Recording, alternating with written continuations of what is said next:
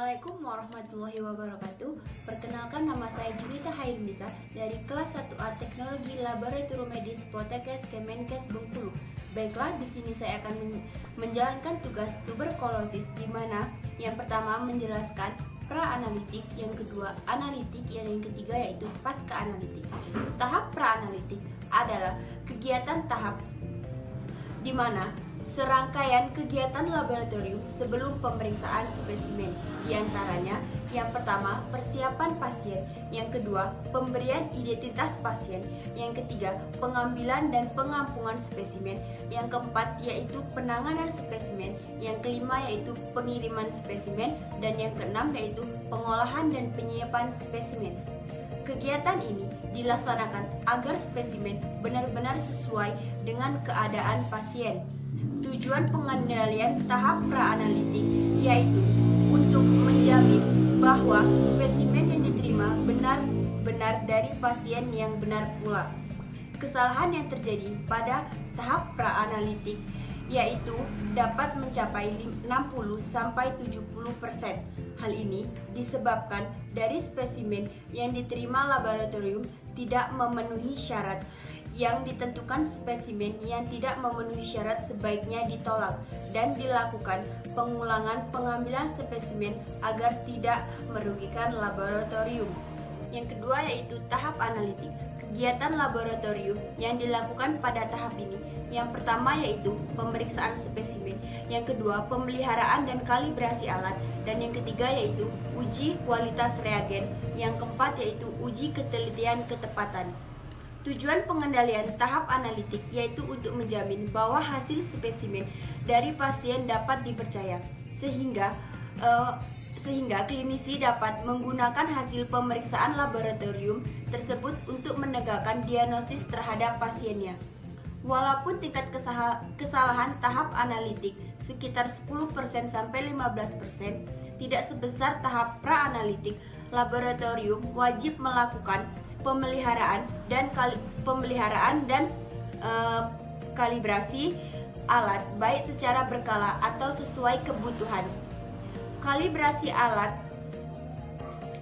agar dalam melaksanakan pemeriksaan spesimen tidak mengalami kendala atau gangguan yang berasal dari alat laboratorium. Untuk mendapatkan mutu yang dipersyaratkan, laboratorium harus melakukan uji ketelitian dan ketepatan. Ketiga yaitu pasca analitik. Kegiatan laboratorium yang dilakukan pada tahap ini, yang pertama penulisan hasil, yang kedua interpretasi hasil, yang ketiga yaitu pelaporan hasil. Seperti pada tahap analitik, tingkat kesalahan tahap pasca analitik hanya 20%.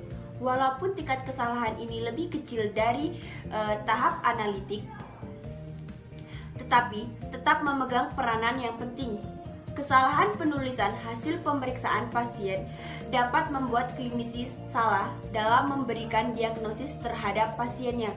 Kesalahan dalam menginterpretasikan dan melaporkan hasil pemeriksaan juga dapat berbahaya bagi pasien. Ketiga tahap kegiatan laboratorium ini masing-masing penting untuk dilaksanakan sebaik mungkin, sehingga membantu klinisi dalam rangka menegakkan diagnosa, pengobatan, atau pemulihan pada pasien. Untuk mendapatkan mutu pemeriksaan laboratorium dipengaruhi oleh faktor yang pertama yaitu variasi analitik, yang kedua yaitu variasi non-analitik. Baiklah, itu saja yang dapat saya sampaikan.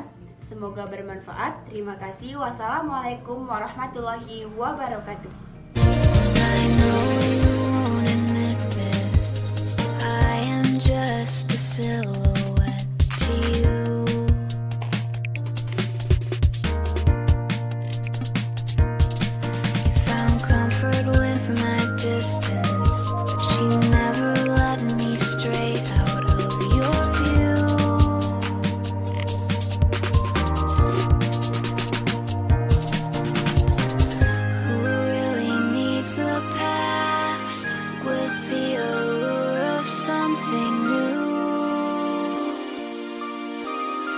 So we split apart at last, went back to the places that I knew before you.